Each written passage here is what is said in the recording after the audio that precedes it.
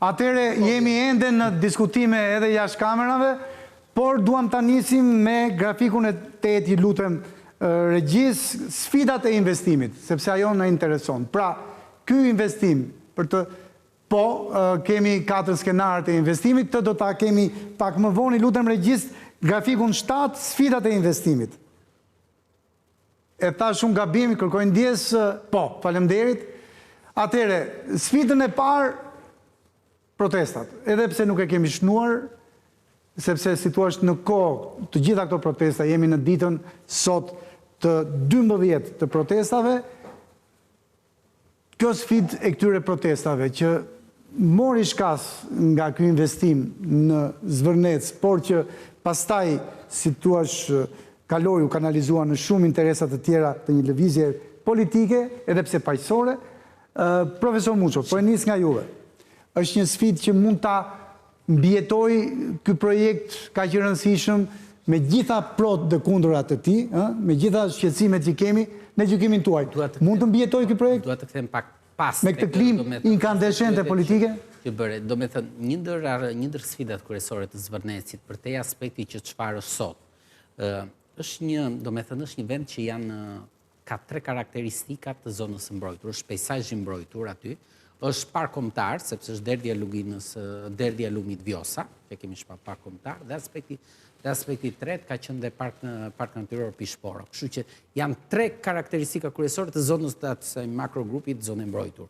Për te të gjitha këtyre aspekteve jam shumë dakord edhe me Zakun, që ne në fund të ditës duhet të shikojmë edhe investimet, sepse zhvillimi vjen nga 20% e Zvërnecit përdoret. Sepse është ligje, nuk shkelet ligji. Dakord. Aspekti nisu nga këto karakteristika dhe ju e përmendët me të drejtë që me të ne kërkojmë sot turizëm elitar, dhe turizmi elitar ka nevojë për eksperiencë, ka nevojë për ato hapësirat, ka nevojë për atë gjelbërimi, nuk ka nevojë për atë ndërtimin klasik të vilave.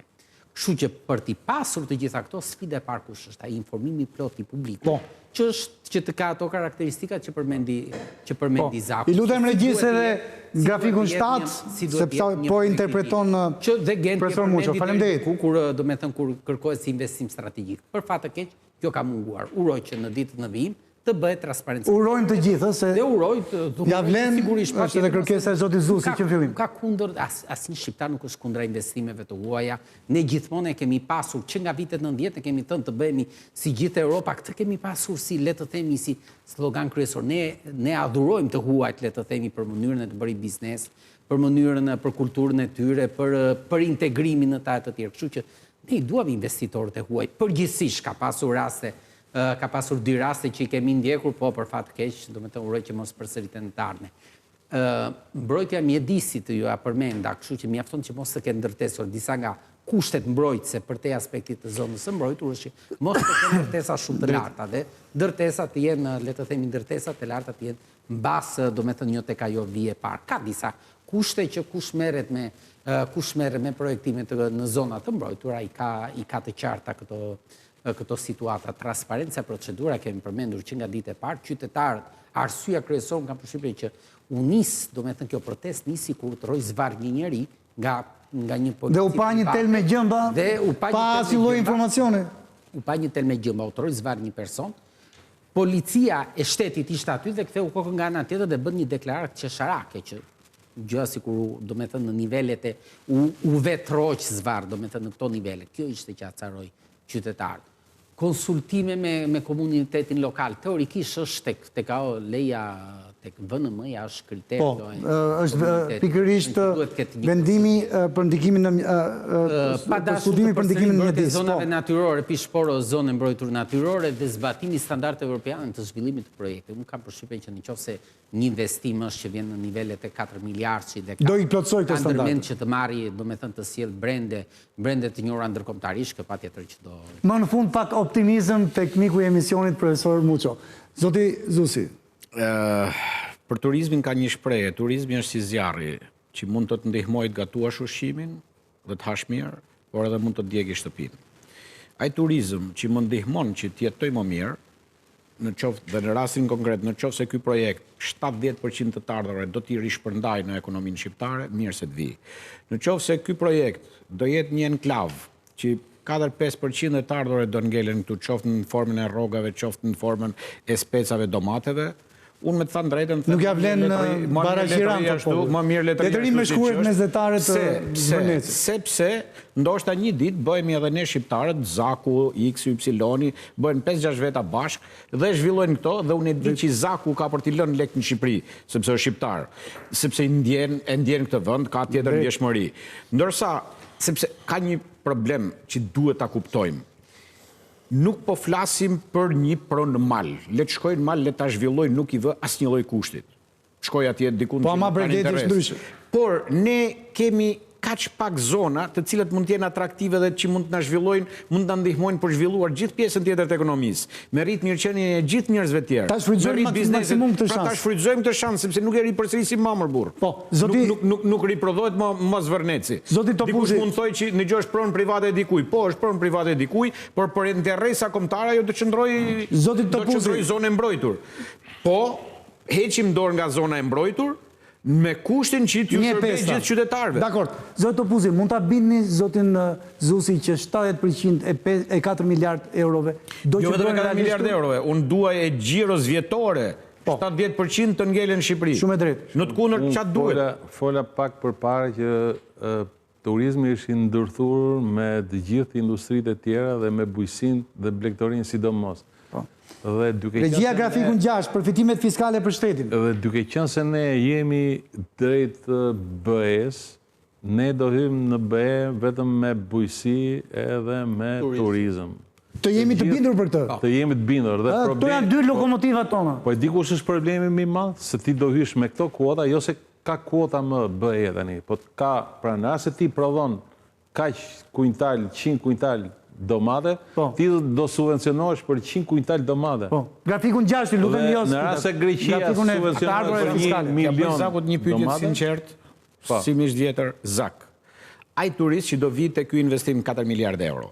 Ti mendon se do t'i vësh ai hotelieri atje, do t'i vëri ati produkte shqiptare mbi tryez, apo do t'i vëri grana padanën, apo do t'i vëri prosciutto di Parma, apo do t'i vëri vera franceze, shqiptaren, se pra ku ka ardhur ai që paguan 1.000 euro nata. Ai që paguan 1.000 euro nata, do gjëra shqiptare, po nuk ja vuri kush qeveria shqiptare, do t'i vëri produkt shqiptare. Ato marka hoteliere po ta bëj sinqerisht, unë jam hotelgji, pra, normalisht. Nga Shqipëria pati shansin më të madh që mbas 90-s një pjesë e mirë atyre që ikën në Itali punuan në shërbim, guzhin, kamarier dhe u preveksionuan aty. Dhe në 94-93 ata u rikthyen dhe duke kombinuar guzhinën shqiptare me guzhinën italiane, ne u bëm nga numri 1 për në Ballkan, kur po flas për nivelin e gastronomisë. Dhe ne sot për sot me këtë mbajemi. Dhe gatimet shqiptare janë kaq interesante sa i po ta shikosh rrugën e Kavajës apo rrugën e Durrësit, janë kthyer në modeli ku zën radh njerëzit. Dje isha, s'po i përmend në emrin, isha radha një 30 veta për të zënë vend tavolinë dhe prisin. Pra, ky është suksesi i produktit vendas. Dhe gradual. Dhe sigurisht, dhe unë të them që pjesa më e madhe e turistëve që vinë tek unë në hotel konsumojnë verë shqiptare, birë shqiptare, Tirana apo Korça, përgjithsisht po edhe Gjirokasa që ka marrë së fundi. Dhe nuk vjen ai holandezët pi Heineken në Shqipëri, se di që nuk do jetë si ajo që prodhohet në Itali. Dhe kjo nuk është çështje dëshire, po kjo është çështje e kërkesës, sepse ai do që ato 3-4 ditë që të ri këtu ta ndjej veten si shqiptar, dhe të shikoj se çfarë konsumon ti. Njëjtën gjë bën dhe ti kur vete jashtë, sigurisht që do përdorësh produktet e vendit. Do duhet që herën tjetër Tosit na ftoj këtu dhe ca prodhues vendas shumë të mirë, të cilët po hasin vështirësi të jashtëzakonshme. E kisha ftuar, por ishte i zënë edhe më kërkojnë ndjes. Për 100 lek, për 200 lek, i thot po e marr thot atë kremviçen italiane thot, sepse je 200 lek më shtrejt. Prodhuesi verave shqiptare është mik i emisionit, po nuk ndërkohë ai paguan 14% të vëshëm. Është në kantinë. Po mirë, pra është i stimuluar. Normal të zi. Zoti Albert Gajo, e dinë dhe shikoj sa e ke birën e huaj. Në rast se birën e vendit e ke 2 euro, birën e ujit e ke 4 euro, 4 euro gjysmë dhe të gjithë pinë birën e vendit. Pra ti vetë i ke ulur aksisat, vetë e ke çuar dhe po e shkatron industrinë e birës, industria artizanale po shkon drejt falimentit. Bravo, këtu bim dakord. Po nuk e ka fajin. Unë nuk kam problem me Hotel Gjit. Nuk duhet na shkoj unë kam problem me raportin që hoteli dhe turizmit duhet të krijojë me ekonominë shqiptare. Kjo është pavarësisht se Kosova, nuk ka pse bira Kosovës të mbizotroj në Shqipëri. Kur ti ke bira me emër, e di që vinë ekspert të Gjermane, kështu që ka edhe kur kërkojnë marka shqiptare. Kur pinë birën kosha, thonë për ne që ka jashtëzakonisht ka një aromë, ka një gjë shumë specifike. Gjë veçantë. Zoti Beqiri, më bëri përshtypje një shprehje cilësimi zotit Topuzin në pjesën e dytë, kur tha që në rast se bëhen 4 musketierët e Vlorës, e tha me shumë tjetër, por unë po e them pra aeroportin ndërkombëtar i Vlorës, Vlora Marina, pra porti i jateve i Vlorës, Sazani dhe Zvërneci, po citoj fjalët një për një. Edhe Vlora vetë. Motamo, pra, po. Edhe Vlora vetë. Një nga destinacionet më të rëndësishme turistike të Mesdheut do të jetë Vlora. E besoni këtë dhe me këtë projekt, nëse do më thënë, nga djepi do të shofi, do të vazhdoj jetën. Nuk do të mbytet në djep. Më falë që mund të bëj dhe unë pak më gjërë, sepse ndoshta ka me ca minuta që s'po flasë. Ta marrim me çështjen e Albanit, që jo shumë larg që aty është një ndër prodhuesit më të njohur të vajit të ullirit. Dhe në fundi që unë e vizitova, e gjeta plot me student amerikan që kishin ardhur nga Universiteti i Cincinnati për të parë se si një biznes familjar shkon në ato nivele që bëhet një vaj ndërkombëtar. Pra, dhe kuptohet që ato marrin diçka me vete dhe kjo është si word of mouth që fillon e zgjerohet dhe ata fillon. Promovohet. Ky është një lloj, shiko, ne nuk jemi një ekonomi tregu që kemi 200 vjet në Europë, edhe jemi njohur me kapitalizmin, me tregtin, me markën, me brandin e tjerë. Pra, ajo është një proces që do marrë kohën e vet. Për sa i përket çështjes së Zvërnecit, unë personalisht jam që pa diskutim nuk duhet kemi një Kakomet 2. Pra, dhe këtu fajin nuk e ka njerëzit që lutem me gjithë grafikullin e fundit. Por e ka transparenca dhe arroganca e kryeministrit.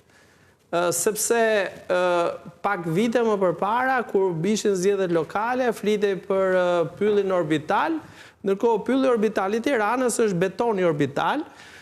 Sot për shembull unë kam shumë ankesa me si trajtohet liçeni artificial i Tiranës, si po thahet në çdo cep edhe po gryhet në çdo cep, si trajtohen mbetjet në Tiranë, si është e mundur që Tirana është bërë një qytet të masi ndotur dhe pa banueshëm, si pasojë ndërtime pa kriter, si është e mundur që kopshtet edhe shkollat në Tiranë izolohen totalisht me pallate shumëkaqe në çdo milimetër të caktuar, pra një lloj i densiteti i jashtëzakonshëm. Një lloj xhungle urbane do të thonë. Që po e kthejmë Tiranën në Manhattan. Dhe Manhattan i mund të ketë lezetën vet, po Manhattan i ka metron, ndërsa ne metron do ta shohim pas 100 vjetësh.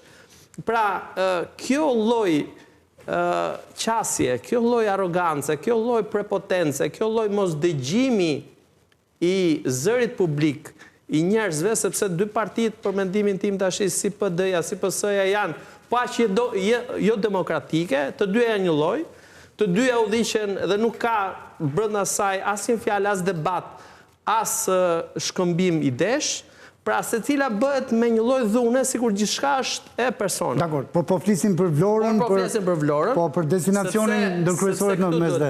I lutem. Uroj që kjo të jetë një mësim i mirë, që gjërat nuk bëhen me u mbarua, sepse asnjë gjë nuk ka mbaruar, ne kemi prerë shumë shirita, por akoma nuk kemi parë gjërat përfunduara. Ishim shumë skeptik vite më përpara me aeroportin e Tiranës, por aeroporti i Tiranës tashmë histori suksesi. Është histori suksesi. Duhet ta pranojmë. Unë e shoh që paktën me pamje që kam parë, edhe aeroporti i Vlorës është një perle bukur, paktën nga ana vizuale, flasim tashi pa u hapur për te problematikave që ka. Po, se ka përfunduar ndërtimit po thuajse në 95%. Është një port hyrëse shumë e rëndësishme për turizmin dhe një lloj baraspeshe edhe me hyrjen e raportit Tiranë. Patjetër që Vlora ka nevojë për këtë zhvillim, por duhet të ketë nevojë edhe për menaxhim. Pra duhet jemi jashtëzakonisht kujdesshëm me densitetin, me mënyrën me menaxhimin e qytetit.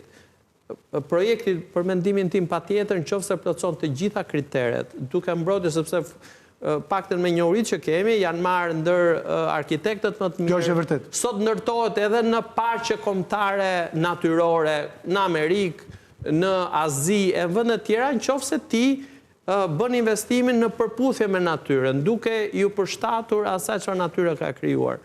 Dhe këtë ne duhet bashkëtesë sigurohet mes natyrës së virgjër dhe projektit. Që njerëzit jenë të qetë dhe ne jemi të qetë që kjo po ecën në drejtimin do të ketë patjetër transparencë, do të ketë komunikim më të hershëm dhe nuk do të ketë precedente asaj që ndodh. Se protestat i solli mungesa e transparencës.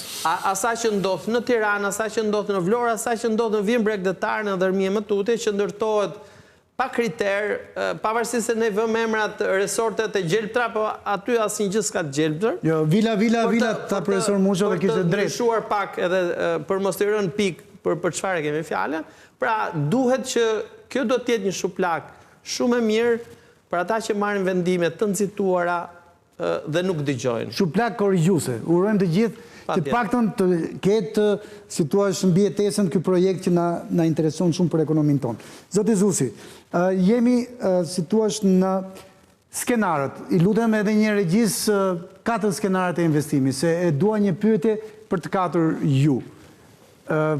Skenari i parë e kemi cilësuar optimist. Pra brenda 6 muajsh kemi studimin për ndikimin në mjedis, vendimin për të, lehet sipas sekuencës ligjore, ndërtimi në periudhën 2027, tulla e parë, urojmë të gjithë 2032, pra një periudhë 5 deri në 6 vjet, regjistrimi i pronarëve në QKB, meqense edhe parat janë aty, janë shumë vendime gjyqësh që ndoshta mund ta vonojnë si proces.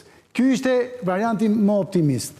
Varianti i dytë, mesatari, vonesa administrative, dokumentacion i plot vetëm në vitin e ardhshëm, ndërtimi fillon 2029, transparenca e pjesshme. Varianti i tretë që nuk do të ta donim, me konflikte gjyqësore, ndalim gjyqësor dhe investimi i pjesshëm. Varianti negativ pastaj është që konfliktet t'janë jetën e plot foshnjës për sa lindur. Në gjykimin tuaj, ku jemi? Me këto që ju shikoni sot? Me këto që shikojmë sot, jemi në një situatë kaotike, ku nuk merret gjave se çfarë bëhet, si shtanë edhe parafolësit, bëhet protestë për Zvërdecin, flitet për Shqipërinë etnike, dikush tjetër flet ca gjëra. Unë me të thënë drejtën nuk jam njeri i protestave, nuk shkoj kurrë për protesta. Unë mendoj që gjërat duhet zgjidhur në rrugë, nuk jam për revolucion. Shkoj zoti Topuzje pa dhe eksperiencë. Revolucionet prodhojnë gjithmonë trauma dhe njerëzit e mençur dhe shoqëritë e mençura nuk shkojnë revolucion, shoqëritë e mençura i zgjidhin problemet. Prodhojnë edhe dhunë, se zakonisht revolucioni shoqërohet gjithnjë me revolucioni nuk kontrollohet. Me ndryshime radikale me dhunë. Unë kontrolloj revolucioni nuk kontrollohet. Dhe revolucioni djeg të njomin e të thatin e i djeg gjithë. Kështu që unë jam kundra revolucioneve për të qenë për thjesht vërtetës. Për sa i përket investimit, do doja mundësisht nesër të filloj të hidhet tulla e parë. Ju faleminderit. Është investim shumë i mirë, pa diskutim. Se na ndihmon gjithë. Por gjithmonë me një kusht, dua të di raportin tim, raportin e qytetarëve të mi me këtë investim. Përfitueshmërinë e qytetarëve. Nëse në Turqi shkon në hotelet, në resortet e tyre all inclusive dhe gjatë gjithë ditës ti mund të hash dhe mund të pish për vetëm pije turke, ose vetëm ushqime turke. Është kushti që i ka dhënë ai vend. Është kushti që i ka vënë. Unë dua që edhe ky resort të vijë dhe të më thojë që gjatë gjithë ditës çdo gjë që është shqip, çdo gjë që është do jetë shqiptare. Dua që ky resort të thojë ato që tha pak më përpara Zaku që jo Gendi, që tha vajta tha tek ajo fabrika vajt Ullirit. Dua që ky të thojë që për 5 vitet e para Të gjithë turistëve do t'ju ofroj një ditë free për të bërë 60 ose 70 ture në zonat rreth rrotull për t'i quar, për të parë. Pra, ato të mos rrinë enklav atje. Ato të shkojnë një ditë shohin atë fabrikën e vajtullirit, një ditë shohin diçka tjetër, një ditë shohin diçka tjetër. Eksperiencë jetësore, që është turizmi i ardhmës që përmendi zoti Topuzi. Në mënyrë që herën tjetër, kur t'ju shkoj mendja për të kthyer në Shqipëri, të fillojnë të kthehen si blerës, të fillojnë të kthehen si investitor, si biznesmen. Çfarë ndolli? Pse u bë? Se janë 5 minutat e fundit. Pse u bë Italia kryeqytet i modës? Sepse shkuan për turizëm, njerëzit panë që kishte veshje të bukura dhe u bë modë. Pse u shitën portokallet e Spanjës? Sepse vajtën njerëzit për turizëm, ju ofruan, ju promovuan portokallën dhe portokalli i Spanjës u bë model. U bë mori qytetarin botëror. Këtë do doja që ky turizëm, ky grupim, pak një brand shqiptar, ky të kontriboj për të zhvilluar gjithë rajonin. Profesor Muqo, pak shkurt I lutem se 5 minutat e fundit. VNM-ja është diskutuar që ekziston një VNM, do me të është bërë një studim para prakë, se diskutuar që kjo është projekt që para një viti e ca, do me të nga leja zhvillimore zhënë pak të para një viti. është dhënë leja zhvillimore një vit e gjysmë përpara. Registrimit të QKB-s është registruar pranë QKB-s, edhe pse nuk dihet pronarët e vërtet, sepse është ligj. Po, etatë si shqetësim 25%, kështu që uroj që të jenë investitor serios. Optimist, po kthehemi ke varianti optimist. Uroj që të 2027 të filloj. Faleminderit për optimizmin tuaj. Dua ta mbyll me zotin Topuzi. Zoti Beqiri, juve keni parë shumë projekte. Edhe në eksperiencën tuaj të mëparshme si drejtor I institucionit që si thua merret e ka për detyrë paguajtur nga taksat tona për të promovuar projektet tuaja. Ju bind ky projekt dhe si e shikoni të ardhmen në këto 4 skenar? Faktikisht unë kam një, se thua, jam shumë komod me administratën publike të aktuale, dhe në momentin që ti e qëndërzon gjithçka në duart e një personi, patjetër diçka do të prishet diku rrugës, do të çdoj. Pra, nuk e një administratë publike shumë rigoroze, shumë të aftë, që punojnë ekip dhe ta çojë. Dhe ky është patjetër një element shumë I rëndësishëm edhe një pikë shumë e rëndësishme për kryeministrin Rama, nëse do të shkohet me mënyrën e duhur me këtë. Uroj që pra të delegoj përgjegjësi dhe të ketë një ekip fitues për këtë projekt. Kam përshtypjen që akoma nuk e ka kuptuar që këto gjëra nuk merren me duke dalë si Skënderbeu për herë vet, por duhet shtirë në të gjitha hallkat. Po edhe Skënderbeu kishte një ushtri të ketë hallkat që përballoi që të Orbitë Osmane. Po. E keqja jonë, ndryshe nga investimet që përdërët dhe kolegët më përpara, është ne çështjen e pronësisë tokës e kemi absolutisht më problematike në gjithë rrugëzorinë toksor. Pra, këto janë problematikat kryesorë, sepse nëse do të ishte shumë e qartë në gjurmë, në pronë, ai do të ishte shumë e kollajt në këtë moment që po flisim ne. Pra, parat janë aty. Zgjidhja është fito gjyqin si pretendente dhe merr parë. Problematikat tona në këto aspekte janë pronësia, pjesët e ndërhyrjeve politike dhe mos qartësia dhe transparenca me zgjidhja e problemit të tokës që është krye problematika. Zoti Topuzi, 2 minutat e fundit për juve. Në këto 4 variante, e gjithë eksperjenca juaj e një jete në hotelerinë shqiptare, sidomos në hotelerinë turistike, ku e shikoni që ky projekt të shofi dritën e vijueshmërisë? Unë duaj që ky projekt të zbatohet 1 orë më parë. Kjo është zemra juaj. Po flasim jo çfarë thot zemra, se 4 shkruajmë. Do marr kohën e vet dhe këto janë projekte që të paktën për 4-5 vjet duan të piqen mirë. Dhe për mua, duke qenë se turizmi modern sot funksionon si bursë digjitale besimi, pa krijuar besimin tek investitorët e huaj, të cilën ne gradualisht e kemi humbur, është vështirë që Shqipëria të bëhet një pol I rëndësishëm, të bëhet një brand I rëndësishëm. Protestat e humbën besimin apo e kanë lëkundur? Shiko, protestat e kanë lëkundur. Se duhet jemi përgjegjës edhe të flasim për këtë. Duhet ta kuptojnë sepse janë përdorur politikisht dhe Europa duke qenë kundra Amerikës, është kundra Trumpit. Është një media botërore totale që e ka përdorur, madje mund të themi dhe keq përdorur. Po, kështu që të protestë civile. Ka disa elemente të cilët e lidhin këtë me vënien e shkopave në rrota për të mos u bërë së prej. Megjithatë, unë jam me idenë që Shqipëria, duke qenë se ka vetëm turizm dhe mundësi për të zhvilluar, duhet bëj përpara, duhet ta ballafaqoj këtë projekt me ekspert, që ekspert ka, nuk është ndonjë problem, dhe sa më shpejt të bëhet kjo punë, aq më mirë do jetë për vendin. Domthon kaq duhet se s'bën të arrim të realizojmë. Në rast se ne do të kishim vendosur aeroportin e Vlorës në funksionim, do ishte ndryshe. Një pjesë e turizmit që nuk kanë vajtur, janë gati 40 milion që nuk do vënë në linjën e mesme, do të vini këtu. Njoftimi i javës fundit i të hënës, jo javës fundit, është që Spanja është në over turizm, janë bukuar të gjitha dhe raporton se do të kaloj Francën mbi 100 milion turizëm vetëm nga kalimi i kontingentit turizmit që nuk 40 milion në Gjirin Persik. Në Gjirin Persik, kanë ardhur aty, mund të gjenin vend tek ne në pjesën e jugut që ka një farë niveli, mund të merret aeroporti por ai nuk mund të vijë nga aeroporti Tiranës, shkoj 4 orë, nuk konceptohet sot. Një shans i humbur. Një shans i humbur i joni. Urojmë të mos e humbim këtë mega shans që është investimi 4 miliard euro në mega resortin e Zvërnecit. Profesor Muqo, zoti Zusi, zoti Beqiri, zoti Topuzi, faleminderit që ishit me ne sonte në Ekopuls. Faleminderit.